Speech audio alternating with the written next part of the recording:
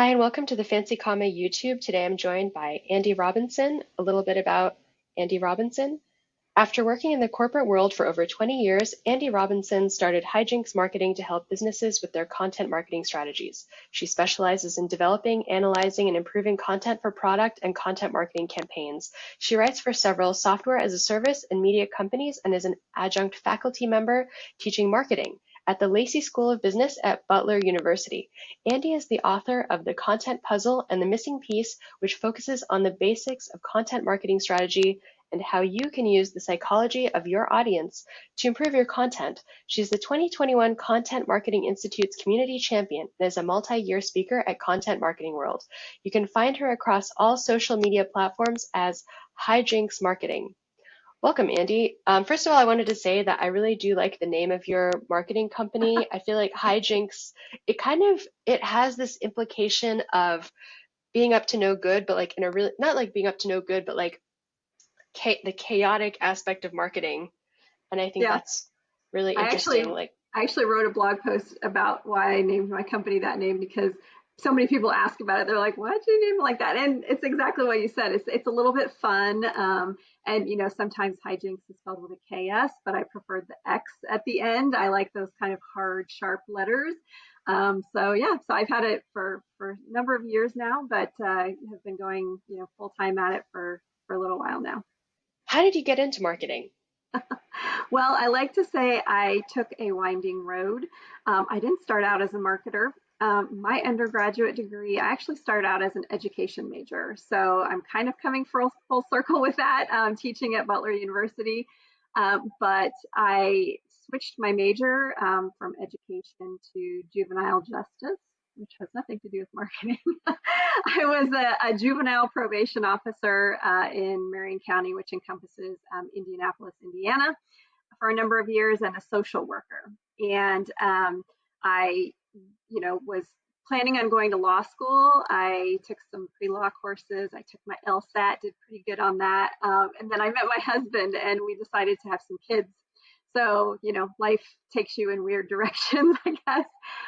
But after staying home with my kids for a couple of years after they were born, I didn't want to go back to the social work field, and I got a job working at Eli Lilly, a pharmaceutical company, actually in their product communications. But I worked very closely with their marketing teams and just fell in love with it. So I went back to school and got my MBA when my kids were little, with a focus on marketing. And I've loved it ever since. And then, in the last 10 or 12 years or so, content marketing has kind of had a resurgence or an insurgence. And it's just something that I love to tell stories, and content marketing really fits well with that desire. It's interesting that your background does not involve marketing because mine also doesn't involve marketing. I was a scientist, then I became a writer. Then I didn't realize I was doing marketing. I was just like explaining science to people, but it turned out I was doing content marketing, like go figure.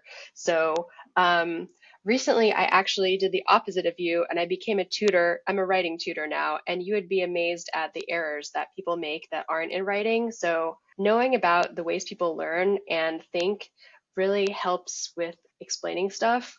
And I think that my marketers, all marketers should have an education background because you do educate people as a marketer on products they've never heard about, or teach them something, or try to persuade them on why they should like buy a product or do something, get them to act a certain way. So that leads me to my next question. Where did you pick up your psychology knowledge? Did you take psychology courses? I mean, you said you were in education and also in criminal justice. Those are Yep. both very psychological. Yes, that's exactly right. It started, in my undergrad program. I went to Indiana University here in Bloomington, Indiana, and they actually don't have a degree called juvenile justice. So the program that I was involved in was called the Independent Studies Program. And I basically made up my own coursework. I had to have a faculty sponsor, I had to do a senior thesis and present that senior thesis in order to graduate. But my coursework was a third criminology, a third sociology, and a third psychology. primarily focused on children. And I've always had a love for understanding, how the human brain works and why things happen the way that they do, and just, how we as humans interact and how we think. So it's just kind of always been an underlying theme throughout my career, I guess. And then in the last several years, I've really put a focus on it. And my book, the Content Puzzle and the Missing Piece, that missing piece is psychology. So the whole second half of the book, I talk about how you can use psychology principles to improve your marketing. And it's actually what I'm talking about at Content Marketing World this year too. I'm presenting on using personality types specifically to improve your targeting. So it's always kind of been in my DNA to kind of try to figure out how people tick. And I think that fits really well with marketing and content marketing specifically. Is marketing part of psychology? I mean, sorry, is psychology part of marketing programs, like graduate programs? Like you're a professor. I forget where I just read this, and I don't remember if you're marketing. You are teaching marketing. Does your program teach psychology? Like, is that, I mean, I know now these days you can get a brain scan of people and see where is the reward center lighting up to, and then make your marketing about that. But besides that, do they teach psychology these days in marketing? Not really. I wouldn't say that it is a primary focus. In higher education, particularly, that it's still very focused on the basics, right? Segmentation and developing personas and those kinds of things. Now, personas obviously get you so far when you're thinking about your audience.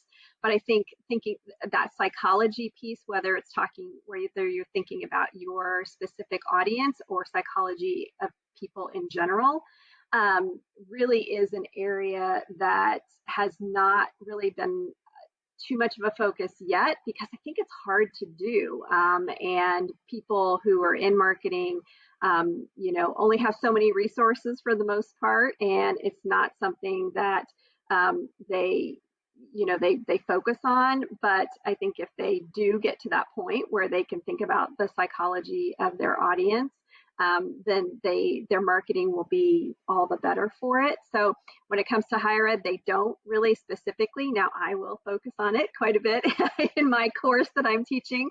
I'm teaching marketing management and research methods, is the MBA course that I'm teaching. So I will obviously focus on it because it's my area of expertise. But in general, I would say in higher ed, it's not too much of a focus yet. I think it's maybe people are starting to realize it a little bit more, and you do see more marketers taking psychology courses, but they're not necessarily mandated as part of their studies. So that leads me to my next question. Do you think psychologists and neuroscientists, which I'm a neuroscientist, would make good marketers? So I would say potentially. Psychologists in particular, really, and neuroscientists understand how to persuade people and how to help people make decisions, right? If you think about a psychologist or therapist, they're trying to help people work through issues and make decisions. They're also typically analytical, so they would have an understanding of how to use data to make improvements in whatever they're working on.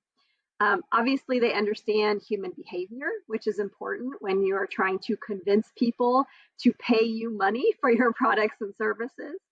And I mentioned this in my book, but one of my favorite professors in my grad program and a close mentor of mine, I actually call him out in the book, in the credits. But he likes to say that marketing is an applied social science. And that's really stuck with me and really played a big part of my career, big part in my career. And I think it kind of touched a nerve, this nerve that I have about, understanding the human brain. And basically what that means is, marketing uses principles and methods from social sciences to solve real world problems, related to promoting and selling products and services. So I think they potentially could make good marketers. Now, understanding, psychology is a part of marketing. So I think, they would need to have those other aspects of marketing knowledge to really make themselves good marketers, but I think they have potential. Well, that gives me well, first of all, hope for myself because I've been thinking like, oh yeah, I know how the brain works. Like I can, one thing I wanted to learn how to do was direct response email copywriting. I have written emails like fundraising emails, but I don't have like very significant experience in that type of email marketing. But I feel like I could just do that kind of marketing because I'm a former journalist, healthcare journalist bylined. I have science background. I have the neuroscience aspect. I know about the way that our brains work, the limits of our brain, like when we're reading information, like knowing about attention helps you be a better copy editor because you get to the point a lot faster. So, and I think that there's a lot of people that have a science background that want to get into science marketing or even just science communication. And a lot of being a scientist itself is also just marketing yourself kind of in a different way than like marketing like a product, but same underlying principle of promoting yourself, making like explaining why people should care about your work. And I think that's really, if we could teach marketing to scientists, they would never want to learn marketing because how many conversations did I have with my colleagues about how annoying commercials are? But it's like good luck trying to get scientists to, first of all, try to market themselves because they're all about substance and marketing is a lot about style as much as it is actually about substance as well. But the intersection there is just not, I feel like it could be better developed and I feel like that would help society if we had scientists that knew about marketing or marketers increasingly are informed by science, but just the other way around of like getting scientists to care about marketing is kind of my life's goal right now. And it's really hard because I keep having conversations on here about like getting people to care about marketing is it's pretty hard, but it's like without marketing, we wouldn't like I can't imagine like I like to make fun of commercials as well. Like some commercials I just hate, some commercials I just love, but and I just find sometimes it's just annoying to hear like a jingle over and over again. But if without marketing, your favorite products probably wouldn't exist. I feel you. I've worked with scientists for years because I worked, like I said, at Eli Lilly in the pharmaceutical space, and then for the last 9 years, I've worked for a global agriculture company.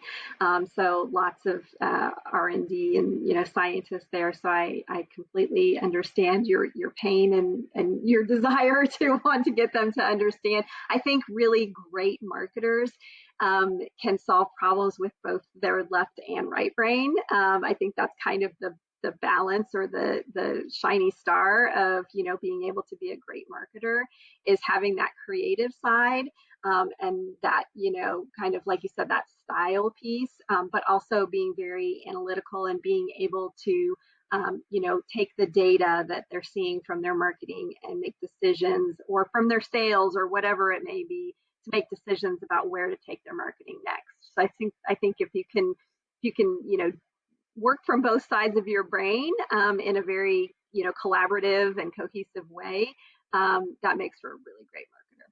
It sounds like a very holistic approach to marketing that includes both the analytical aspect and the sort of creative aspect that we never think of as being together. But I was just thinking about my classmates from MIT and I describe them as creative. And when you say creative, you don't think of someone as like tinkering, making robots, but that's also a form of creativity. So I'm trying to Definitely.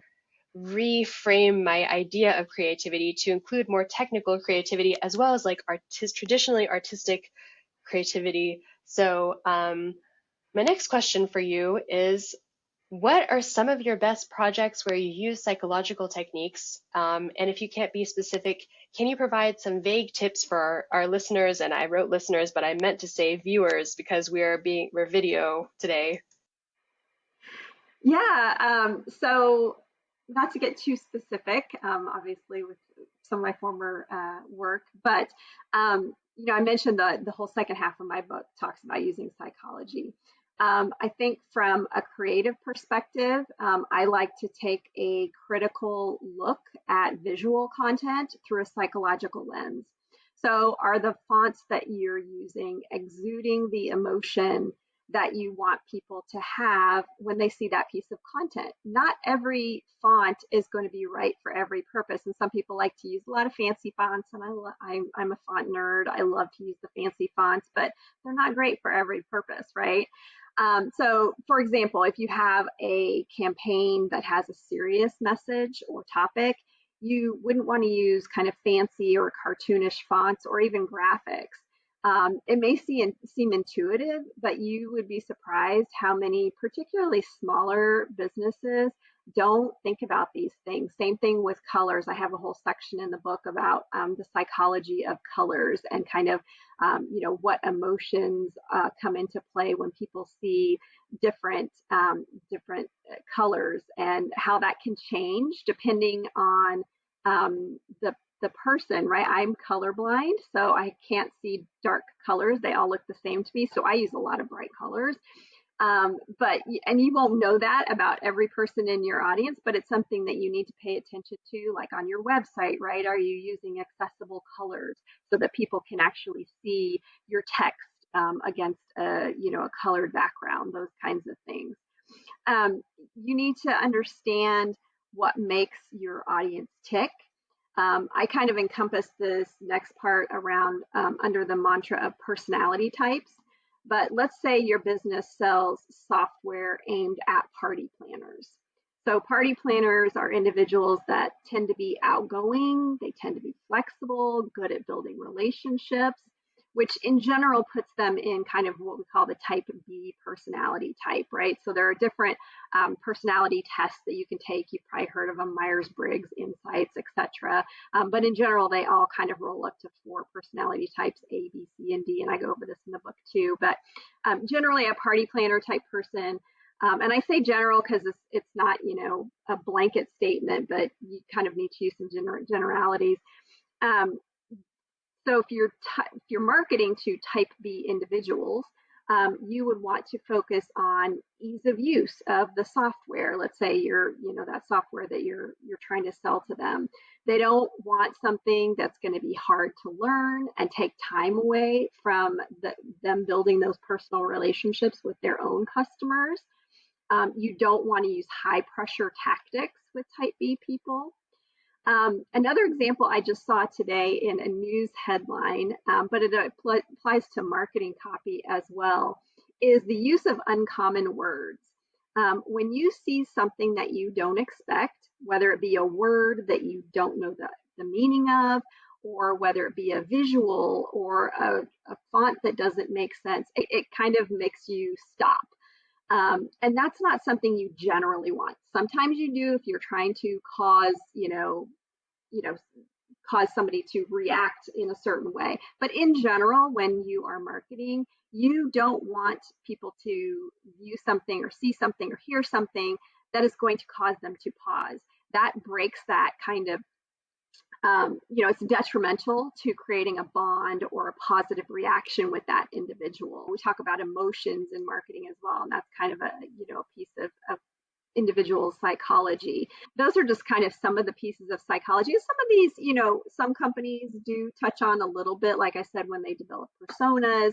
But a lot of times personas are more demographically based. So, you've probably seen personas where it's like, our ideal customer is a female who's a suburban mom who's between the ages of 30 and 45, and she shops at the local grocery store, whatever the case may be. But most times they don't get into those deeper aspects of an individual's psyche when they're dealing with personas. So that's what my life's goal is now, to get people to think about these things a little bit more deeply, so that they can make even better content when they think about those psychological aspects of their audience. You're focused on helping people become better marketers. Do you think in an ideal world, marketing that's effective will, because there's one thing, it's like if marketing is really effective, then everyone will just be so influenced by it, they'll just buy whatever. There's also another school of thought that's like, if marketing is really effective, then people will make better decisions and we'll just live better as a society. What is the definition of like the most effective marketing to you, if I can just kind of ask you about this, because it's really interesting that marketers, they have to keep up with society, but what are your thoughts on that?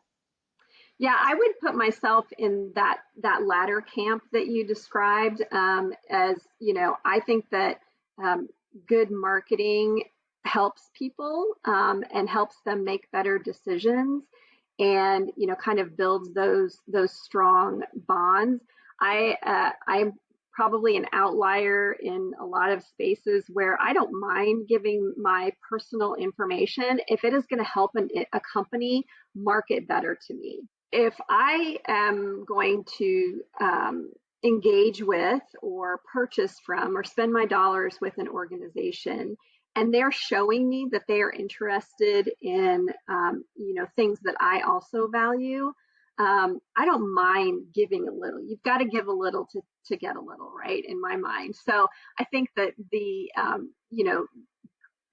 great great marketing gives that, helps you build that kind of relationship and loyalty with an individual, as opposed to just being kind of everywhere all the time. I think, and maybe this is just me because I like consume so much media, but I've been thinking lately there's just way too much out there, and I think part of our jobs as marketers is to be very selective in what we do put in front of our audience and put the best out there, not just content for content's sake.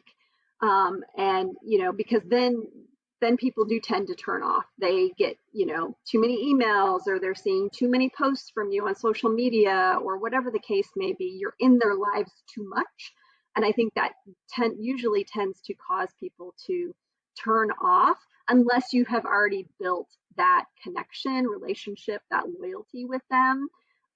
Then they may not mind seeing as much stuff, but it's really a balance between understanding how much to put out and putting out that such good quality content. You mentioned earlier about AI. I don't think that I use it, I will say that, but I don't, just use it wholesale for every single thing that I write. I use it as a creative tool. I called it on a call the other day, kind of my individual brainstorm partner.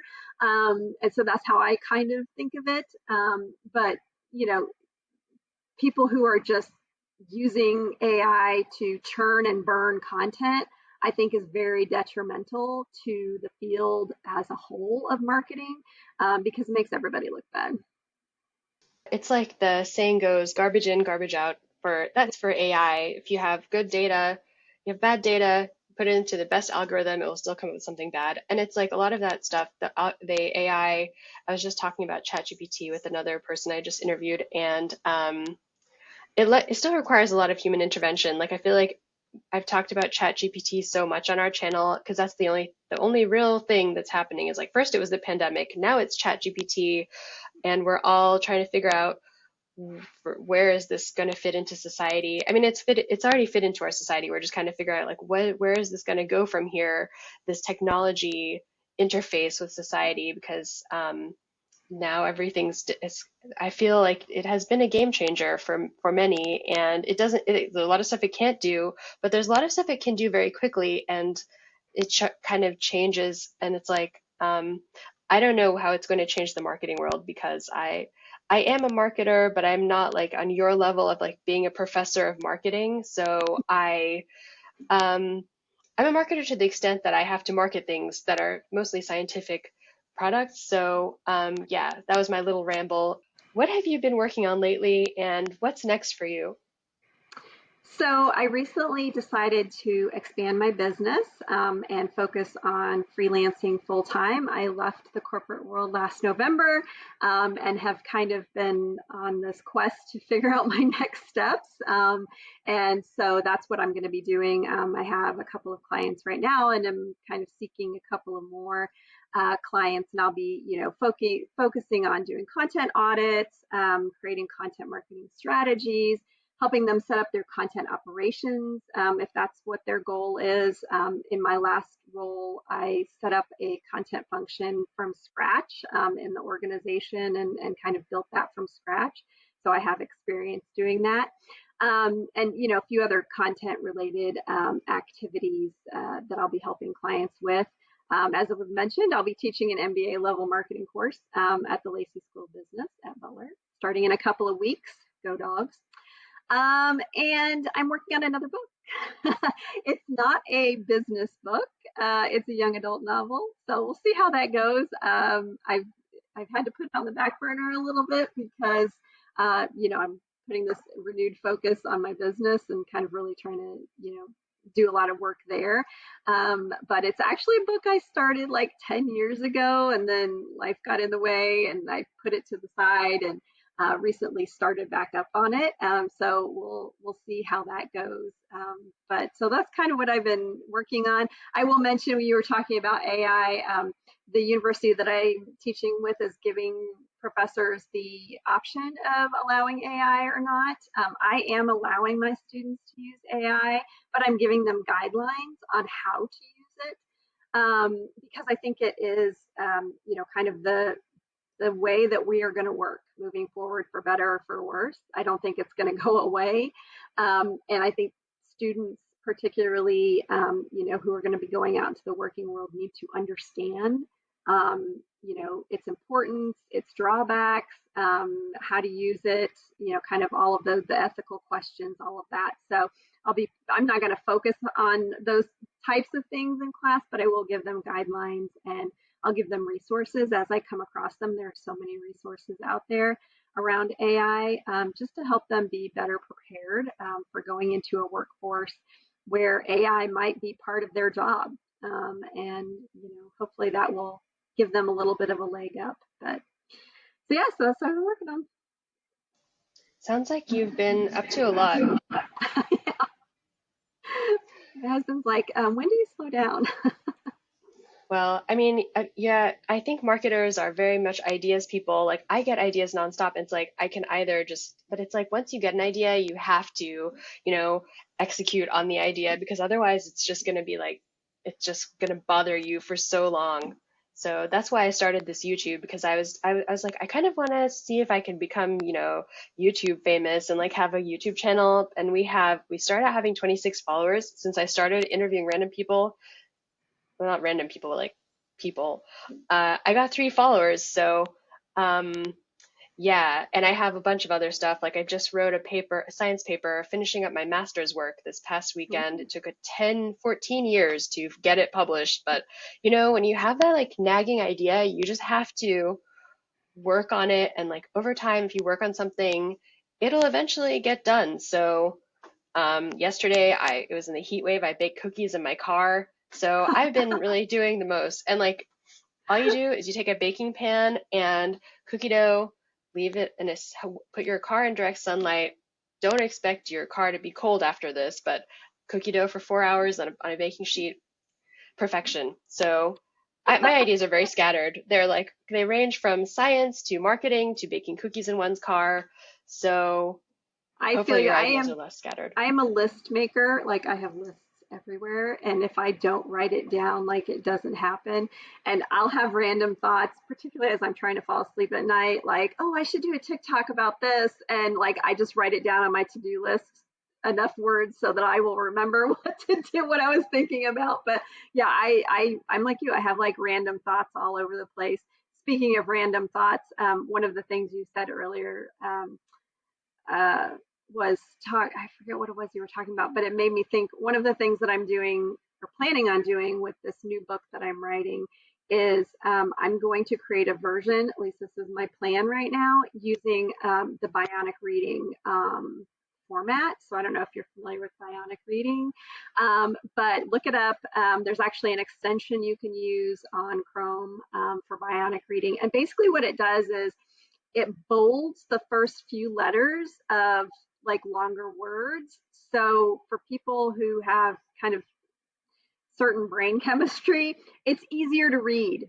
It is so much easier to read, and you can read so much faster using bionic reading, and still get the idea of what you're reading, even though you're not reading every single word. You're kind of hopping between these big long words, because you can kind of see those first few letters bolded.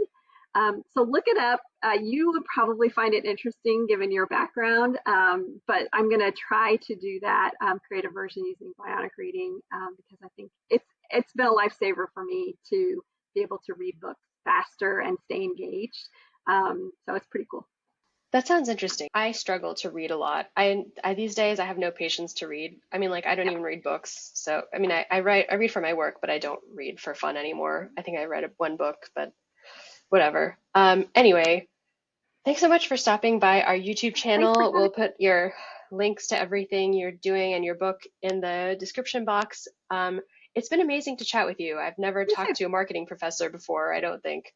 So thank you Well, for now the you can say opportunity you to. have. Now I can say that I finally talked to a marketing professor, so pretty cool. Thank you again. Thank you.